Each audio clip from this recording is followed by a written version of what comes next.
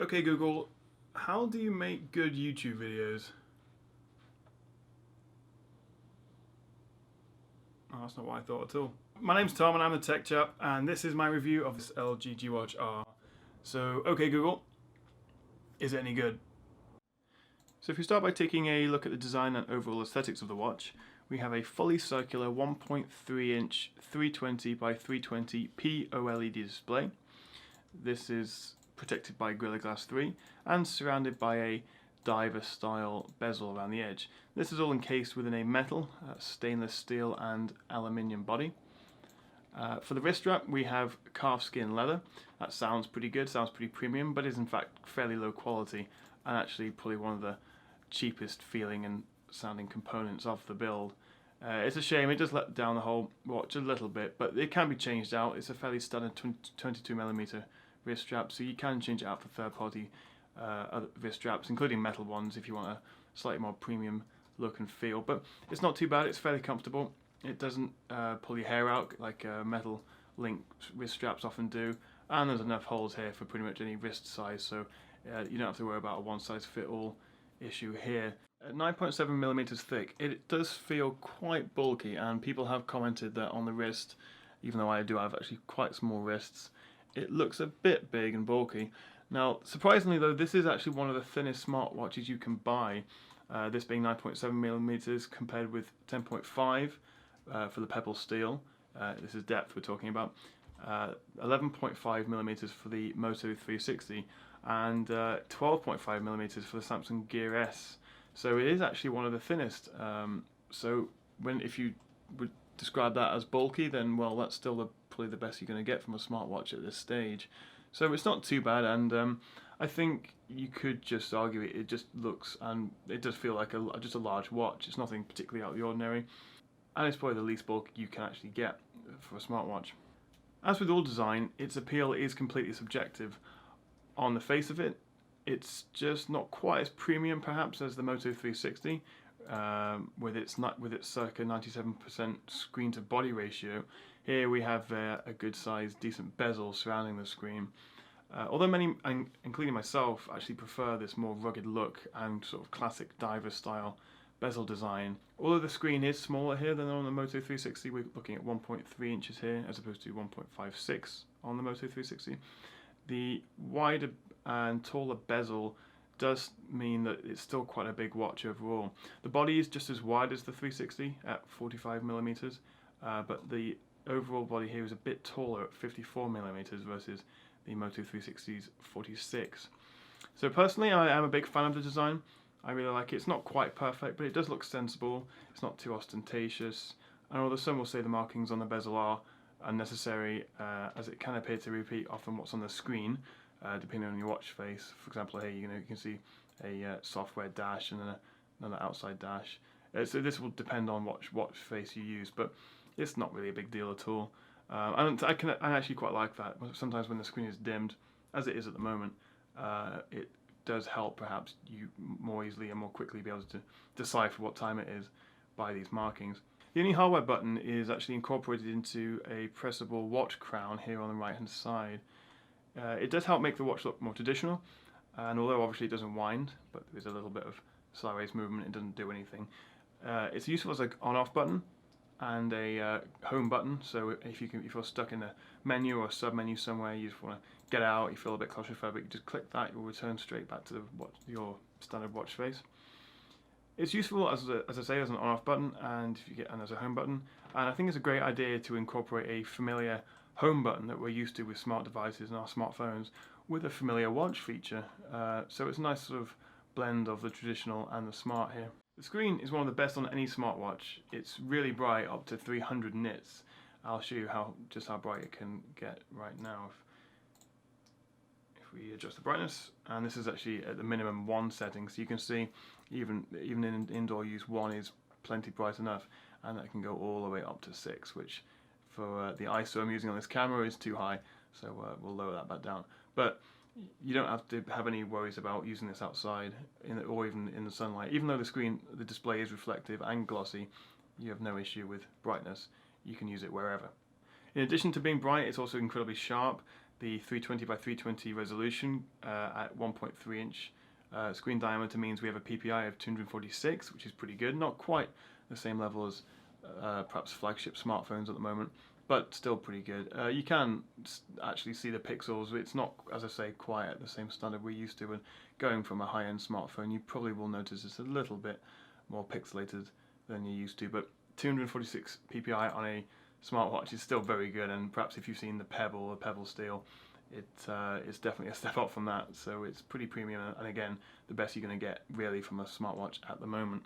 It has really wide viewing angles. Again, you can see, although this keeps dimming, you can see a little bit of reflection here, but in general use the viewing angles are very good, and you can be sort of having a watch to one side and you can just quickly glance it and see the time, so you don't have to have it directly in front of your face to use it, which is quite nice. Now this is actually a POLED display, and what does that mean? Well, it's a polymer organic light emitting diode. Essentially means it's a plastic rather than a glass display. It's still protected by Gorilla Glass 3 and retains a glass sounding premium feel that like any normal glass display, but being plastic is actually lighter, actually tougher, and less likely to scratch and shatter than a glass.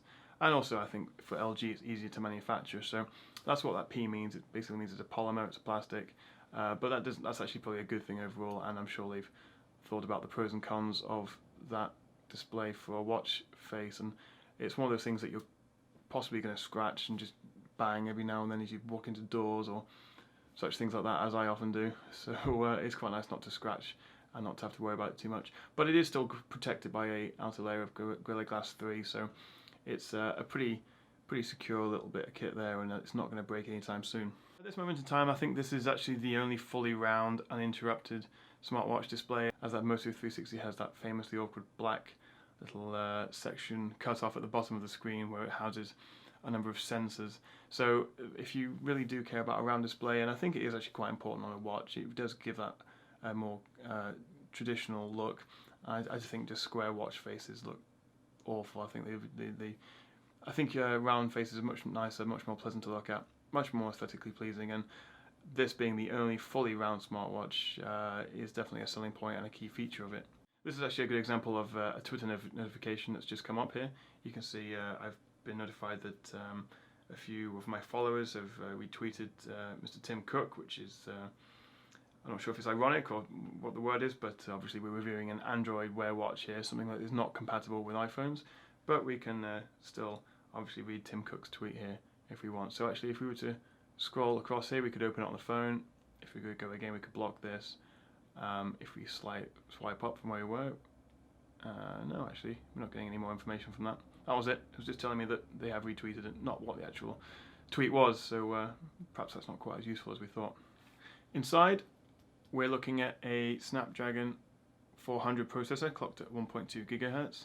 That's actually 0.2 gigahertz higher than the Moto 360, so we've got a slightly beefier processor in here than the competitors. Alongside 512 megabytes of RAM and 4 gigabytes of storage, which obviously is not really expandable. In terms of other hardware, it includes a heart rate monitor, which is on the inside. I'll show you in a bit, and that will measure your heart rate going through your top of your wrist. We've got a barometer and what they call 9-axis motion sensor, which I think basically includes an accelerometer, a gyro, and a compass. And this all pairs to your phone or other accessories like headphones or speakers through Bluetooth 4.0 LE. Finally, it also includes IP67 water and dust resistance, meaning according to LG you can actually submerge this in 1 meter of water for up to 30 minutes, although perhaps I wouldn't recommend going swimming with it, and I probably wouldn't even wear it in the shower, but I wouldn't have a problem wearing it perhaps on a rainy day, or if I accidentally spilled a drink over it or something. So it's nice to have that. It makes it just a little bit more rugged. Also in the box is a magnetic charger cable. So basically, if I take this off, I haven't got it plugged in just at the moment, but I'll show you how it would work. If I take the watch off, and you see these charging pins here and here, we link those up, and there's a little bit of a magnet in there, so it does go into it. You have to line it up, but once it's in, it sits like that in its cradle, and then you just plug in your standard micro USB phone charger in here into the wall or your laptop. Now interestingly, LG do actually say that you can plug this into a laptop or a computer and will charge just as fast as if it were plugged into a wall socket, so you don't have to worry about a slower charge. But either way, it does actually take quite a long time to charge it fully. My estimate would be about 4 hours roughly to charge it from 0 to 100. It does take quite a while, but again, you're going to be charging it overnight probably, so it's not something you'll consider that much, but it's certainly not particularly fast. So if we talk a little bit more about the performance of it, it has a 1.2 gigahertz Snapdragon 400 as we discussed, and that ensures everything runs nice and smoothly. Pretty much everything you do on it is lag-free, stutter-free, silky smooth. That's probably thanks to some quite lengthy animations between bits and pieces, but it all works well. You're not going to notice any stutter, and it's actually, for a relatively first generation device, I think we're still in the first generation of smartwatches, to not have to have any issues of lag or responsiveness problems is a pretty good thing, and shows just how efficient and powerful the Snapdragon processor is. It's good to note though that it doesn't actually get particularly hot or even warm in any normal use situation. If you've perhaps just finished a software update or you've just been fully charging it, the screen may be slightly warm to the touch, but it's never a problem. It's never anything you feel underneath. So you don't have to worry about this heating up or getting too hot or uncomfortable based on normal use. One feature I would recommend leaving on, if you go to the settings, there's an option to always keep the screen on. I would say have that on, because if you don't, well, I'll show you what happens if you don't. I've just turned it off. So once it goes into its dimmed mode like that, it's just a big black void on your wrist, and only comes to life when you shake your wrist or you interact with the watch. So again, you'll see in a few seconds that will go just to a black screen, which I think is just a bit ugly and a bit weird looking. So if you go back to settings and enable that, so screen is always on, it will just go to a dimmed mode like that. So if you we'll go into some other watch faces in a bit, but you can see that this is actually a power saving dimmed mode essentially, and if I shake it, it comes to life and shows a little bit more detail. It shows a few more graphics, but it's nice to have a watch face there all the time, so even if you're not looking at it directly again, and you don't actually have to shake your wrist or touch it to see the time, you can just view the time from wherever you are, which is quite nice, and I think is, although perhaps will have a slight impact on battery, you're going to be losing quite a lot of functionality if you just have a big black circle on your wrist for 90% of the time. So I'd recommend keeping that on, and just accept the slight toll it probably takes on the battery, but it's probably not too bad. It's probably an option that they've thought about and made fairly efficient in its use of battery. Talking about the battery, inside we have a 410 milliamp battery, which is actually considerably bigger than the Moto 360, which only has 320 milliamps. And in most tests, this does perform quite a bit better than the 360. You probably do want to charge it every night, but you can get a solid day and a half out of it with moderate use. Does only having a decent battery life detract from the smartwatch experience, and does it put you off perhaps buying one? Well, what I would say is, don't think, why would anyone want a watch that I have to charge all the time? You know, standard watches last pretty much forever. You might have to wind them every now and then, but you certainly don't have to worry about battery life on them. And although this is true and it doesn't last quite as long as perhaps we'd like, just treat it like your smartphone. You're probably going to charge that every night anyway. So just drop this watch into its cradle, maybe in the same process and right next to your smartphone, and just charge them both overnight anyway, as you probably would normally with your phone. So treat it like a smartphone, and it'll be there and working whenever you need it. And well, essentially, if you haven't got a smartphone with you and it's not paired, then it becomes, well, not quite useless, but you're going to be needing the battery on your smartphone to be up as well. So just charge both things at the same time, and you'll never really have to worry about the battery life on this. So let's talk about the uses of a smartwatch, which is actually probably one of the more fundamental aspects of it. First off, like all good watches, it does tell the time, which is quite a nice feature. The LG G Watch R only comes in black, so one of the primary customization features you can get and use is to change the watch face. Fortunately, there's quite a number of them. If you long hold here, you'll see a list of recently used and all watch faces that you can use. You can get more, a lot of them are paid for, but you can get more on the Android Wear app on your smartphone, And interestingly, you can actually also change the watch face from your smartphone. This is the Android Wear app, which you are recommended to download, and you need to pair with the watch. And as you can see, if I perhaps click, within about 2 seconds, updates the face on the watch. Again, this is over Bluetooth, so it's quite nice that you can actually just go to the store, download a few more watch faces, and you can just flick through them quite quickly. My personal favourites are probably, if we go back to my recently used ones, the default one is red, I believe.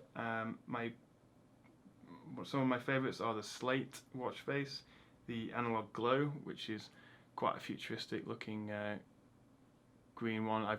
You can change to the colour. I set it to blue, which I think looks a little more futuristic. So this will go into a dimmed mode in a second. As you can see, the dimmed mode is unique to each watch face as well. They must have to create a on and a dimmed watch face.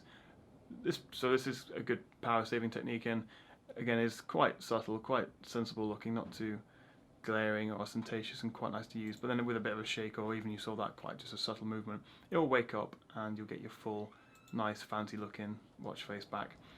So if I show you a couple more of these, we'll scroll along. Another one I quite like is Castle White. Club is quite interesting and definitely going to be to some people's tastes, although most definitely not mine. But the point is, there's not a great deal of customization you can do to the watch. You can change the wrist strap, perhaps put a metal one or a different colour, but you're still stuck with this big black body here, and there's not an awful lot you can do to make it your own, which is something that a lot of people do want to do. So changing the watch face and having access to quite a significant number of them, although many you do have to pay for, is nice and a good way of really making it your own and making it stand out a little bit. So being a smartwatch, in addition to telling the time, which is always useful, we actually do have quite a number of functions we can use it for. So I'll just run you through some of the probably the most common, probably the most useful functions you can have in the watch. These are mostly dependent on having a solid HSDPA or 3G or 4G or Wi-Fi connection. And overall, actually, a lot of the applications do generally feel like you're going to be saving time, or just streamlining some processes you'd use otherwise with your phone. These mainly being Facebook and Twitter notifications, texts, emails. You can send text. It's all mainly through, as you just saw there, Google Now.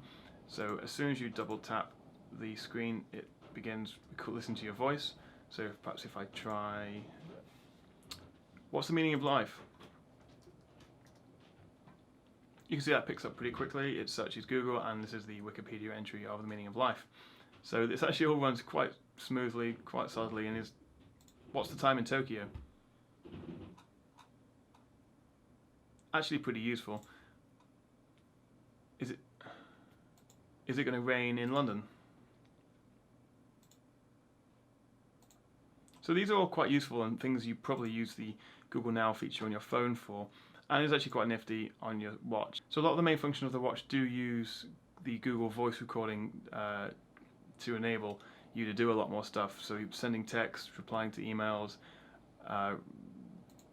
navigating, setting an alarm, setting a note, making a memo. These are all done speaking into the watch, and it actually picks it up remarkably well. There aren't any speakers on here, so you're not going to get any voice feedback from Google, but it has I don't actually know where the microphone placement is, but you can talk to it at a decent distance and it will pick it up quite well, even in crowded areas. And so the vast majority is done actually hands-free. You perhaps might click on navigate or make a note, set a timer, and then you just essentially talk to it, which is pretty straightforward and easy to use.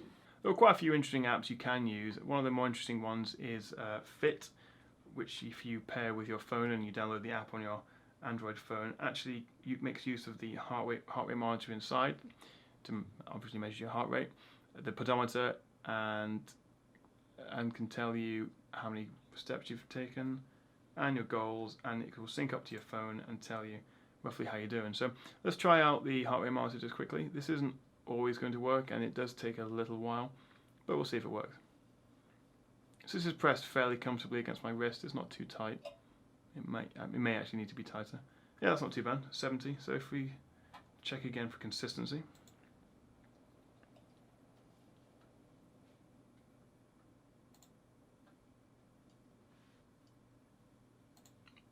51.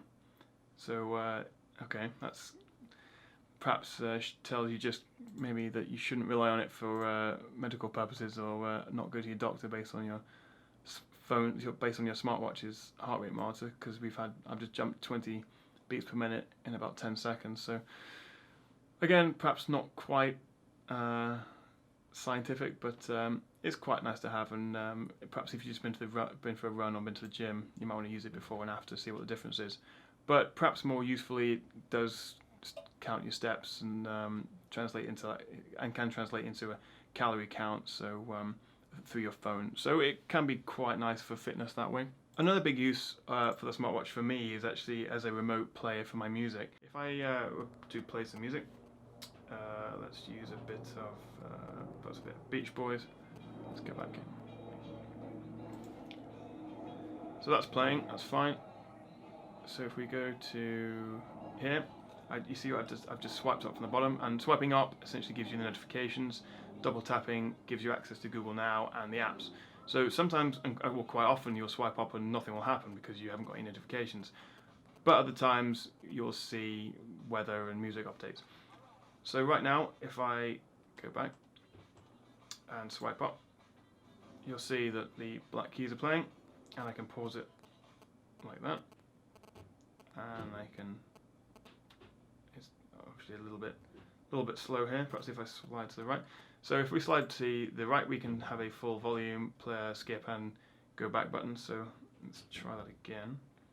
Yep, that changes the music.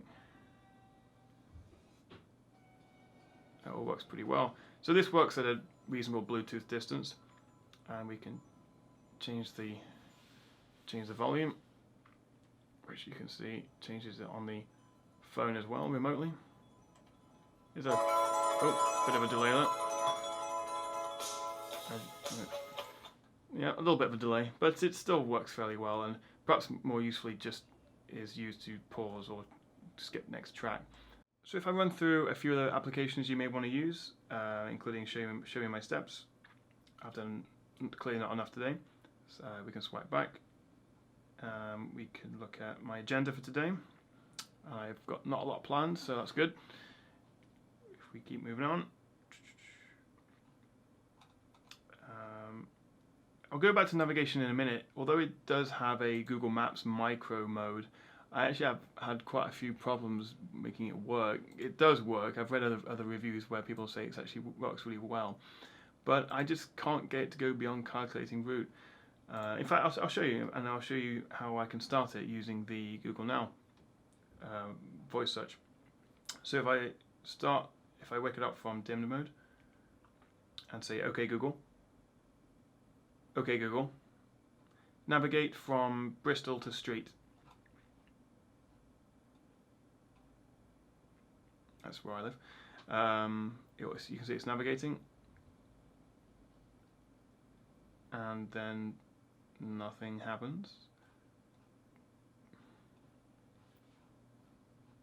Yeah, so actually that sort of just went to a sort of minimized it there, and I swiped up to open up again. Calculating route. Now from this point it would take about 10 seconds perhaps, and then to give you a mini map, and then turn by directions. But unfortunately for this review, I can't show you that working because it just doesn't seem to want to work. This is actually the latest software for the phone, 5.0.2, and here it's just telling me to go and check my phone and basically use my phone and start messing about on my watch. But it does work apparently, but unfortunately I can't show you that. Other apps include some slightly more fun ones perhaps you can get from the store. I say fun. Calculator is actually quite useful. If I open it up here, this is a third-party app, I think, and it's a nice little nifty calculator. I doubt you'd be able to take this into exams, that's for sure. If we go back, you'll see, and actually the most recently used app comes at the top of the list, just beneath the Speak Now button. So that's quite useful, especially if there's a couple of apps you use that are hidden away within this further start menu. They'll come right to the top as soon as you use it. One quite fun app I've found is this Remote Effects Pro. This is what I showed you right at the beginning. This is quite useful. So basically, if you plant your phone, maybe you have it in your back pocket, you plant it at the back of someone's chair or on someone's desk, I'd recommend having the volume up as high as you can, and then you perhaps go and shoot someone like that. That's quite good. So everyone knows smartwatches are quite cool. So if you can walk up to someone and you know, that's quite cool. Perhaps more funny, perhaps not. Let's have a go with this one. And I think you can perhaps figure out your own uses for this one.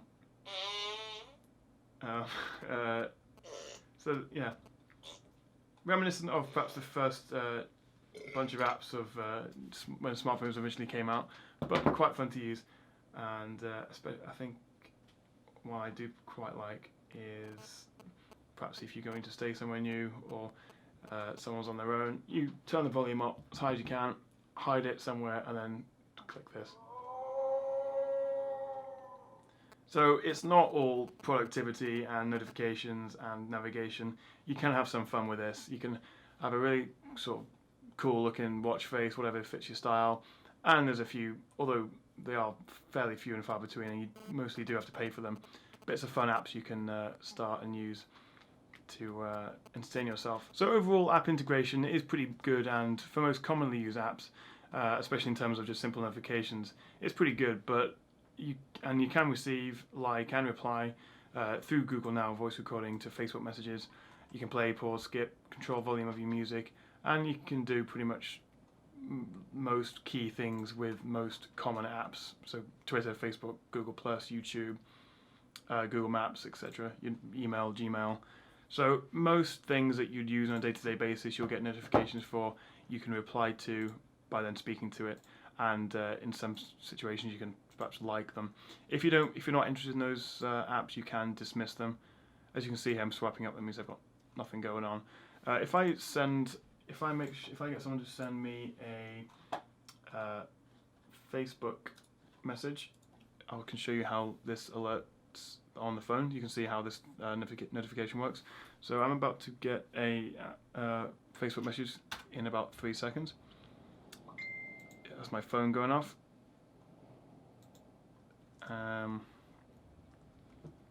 So my phone's seen it. So you can see here this isn't always overly reliable. Oh, it is there. No, okay, it just didn't tell me. It is there. So if I were to swipe up from the bottom here, I can see this Facebook message, which is quite nice. So I can then scroll along and I can like it. I'm not entirely sure what it does within a message. I can reply. So if I click this and I'll start talking. It's going really well, thanks, but I can't talk now. That'll take a few seconds to send. You can cancel it if you want to, and it's off. And that's pretty much what you're going to be using a smartwatch for. And it is quite cool to use, actually. It does streamline the situation a little bit. You don't have to pull your phone out quite as often. But what you did see there is I didn't actually get a notification immediately. Most often you do, and especially with emails, you will get a little notification bar will come up and tell you what's going on. But what I would say, perhaps if you're expecting an important call or message or email, I would probably still check my phone fairly often, just in case maybe the Bluetooth pairing hasn't quite worked out or the signal isn't overly strong. I would probably still check my phone as well. So maybe you can't rely completely on the watch to streamline your notifications. Anyway, so that came up, and so you can still see it's a little bit fiddly. You can see things aren't always working quite well enough. One quick thing: if you swipe down from the top, you get the battery life, you get the date, and crucially, you get an easy mute on and off button. If you scroll again, you get a cinema mode, which darkens it, and which darkens it, and make sure you don't get any notifications, and also appears to turn it off. If you keep going, you have no, that's the same one again. So turn that off, and sunlight mode, which gives you that extra burst of brightness in case you need it. I think that just tops it out at that 6 setting brightness mode.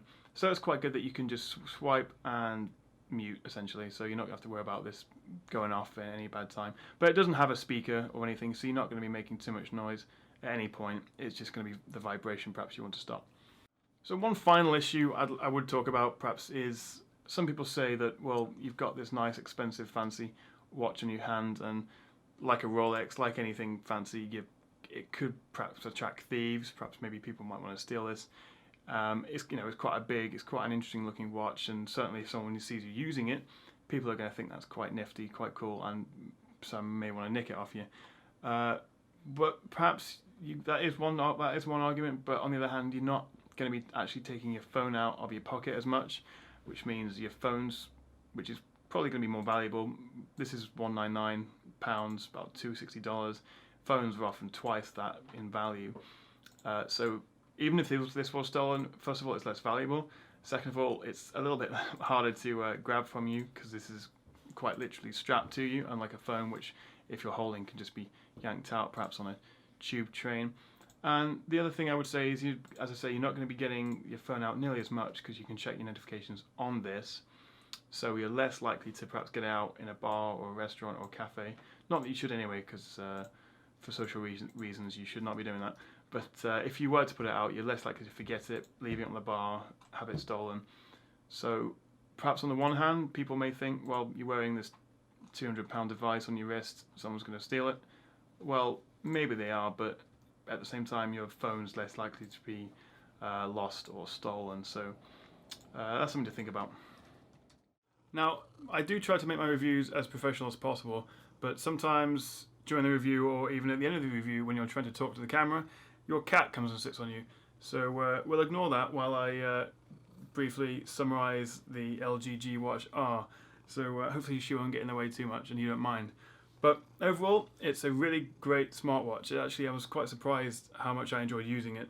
I was under the impression before I tried this, which is my first smartwatch, that I would be a little skeptical of how useful it would be, perhaps just how big it might be on your hand and what people's reactions might be to it. But it's actually been very positive overall.